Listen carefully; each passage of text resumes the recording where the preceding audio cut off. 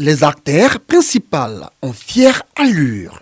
Des voies bitumées relient les différents quartiers de la ville. Nous sommes à Guitry, chef-lieu du département dans la région du Lot-du-Bois, au sud-ouest du pays. Ce gros village poussiéreux qui, il y a 6 ans, avait l'aspect d'une grande bourgade, fait aujourd'hui place à une agglomération moderne. La qualité des infrastructures routières amène certains habitants à entreprendre dans le secteur du transport. Une ligne de mototaxi est née pour faciliter le déplacement interquartier en plus des taxis-brousses qui permettent d'accéder aux différents villages et campements de la commune. Les motocyclistes, eux, sont tout heureux d'y circuler. Avant, Guitry était comme campement. Maintenant, récemment, à ville maintenant. Depuis le goudron est passé, tout est propre. On circule sans problème. À Guitry, les populations peuvent désormais se vêtir en blanc sans risque de se salir. On aurait dit plus de fond de teint entre griffes occasionnés par les voies poussiéreuses dans la ville. Ici, on ne mange pas goudron sec, mais ce goudron-là, il donne à manger et rend propre. Et quand on est propre et quand on a bien mangé, on est dans la joie et on peut s'occuper et s'adonner aux différentes activités culturelles avec plaisir. La région du Lot-du-Bois est même réputée en la matière en Côte d'Ivoire. La Maison des Arts de la localité, en pleine réhabilitation avec le bitumage dans son enceinte. Le loisir n'est pas en reste. Un jardin public est déjà visible. Il deviendra un parc d'attractions très bientôt au grand bonheur des habitants. Beaucoup de choses ont changé ici à Guitry. Par exemple, ce jardin, on ne le connaissait pas. Mais c'est bien. Il va nous permettre de se recréer, de changer d'air.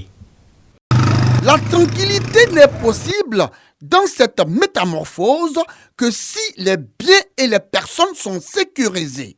La gendarmerie est fonctionnelle en attendant la construction sur ce site très prochainement d'un commissariat de police. L'insécurité sur les voies d'accès à Guitry et dans la ville est en forte régression. Jusqu'à midi, il y avait des coupeurs de route sur cette voie-là parce qu'elle était impraticable. Il y avait des nids de poules, il y avait des barrages un peu partout. Et un changement, vraiment, les mots me manquent pour le traduire.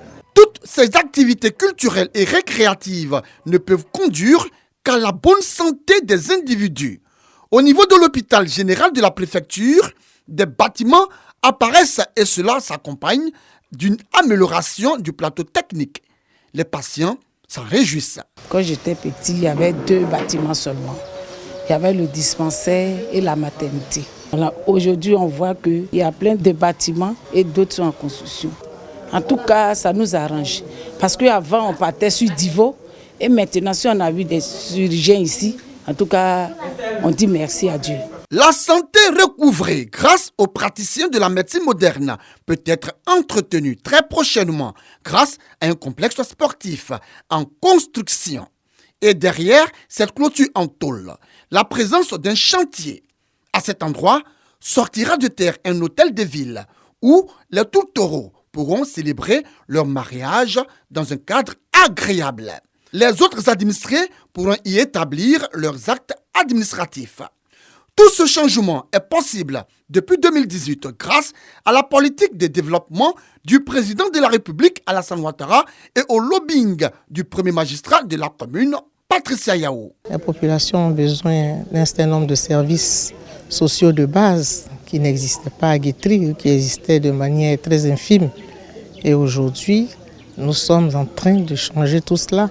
Et l'hôpital fait partie de ces besoins primaires dont les populations avaient grand besoin. Vous savez qu'il n'y avait pas de bloc opératoire, il n'y avait pas de bâtiment administratif, il n'y avait pas de bâtiment pour la pédiatrie, il n'y avait pas de bâtiment pour la chirurgie.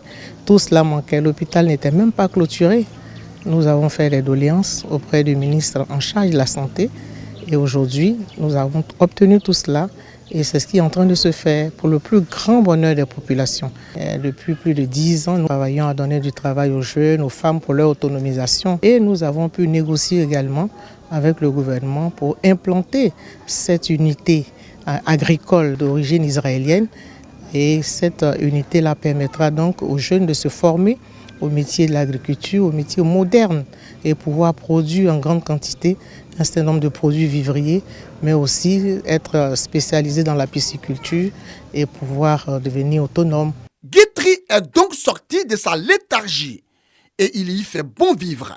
Je tiens à la question environnementale. C'est pourquoi vous verrez qu'à Guitry, il n'y a pas de dépôt sauvage d'ordures. Je me suis attaqué à cela dès que j'ai pris service en qualité de maire de la commune de Guitry. Et aujourd'hui, nulle part vous ne verrez des tas d'immondices s'amonceler un peu partout comme c'était le cas par le passé. Dans 5 ans, nous verrons Guitry probablement comme une belle ville, une ville coquette, propre, où il fera bon vivre. Pour ses efforts à rendre la commune propre et salubre, pour ses efforts pour améliorer les conditions de vie de ses administrés, pour ses efforts à la mise en œuvre de la politique de développement du président de la République Alassane Ouattara, la rédaction de RTI2 attribue un joli, un beau, un admirable et un brillant carton vert au premier magistrat de la commune, Patricia Yao, pour son management et pour sa contribution à assainir sa commune. La rédaction de RTI2 attribue également un carton vert au conseil municipal qui veille à la propreté de la ville, ainsi qu'à la gendarmerie pour le travail abattu en vue de réduire au minimum l'insécurité à Guitry. À un moment donné, quand c'est bon, il faut le reconnaître. En tout cas, la rédaction de RTI2 a parlé. Et comme le diraient les Ivoiriens, chapeau au maire de Guitry, Patricia Yao, et à tout son conseil.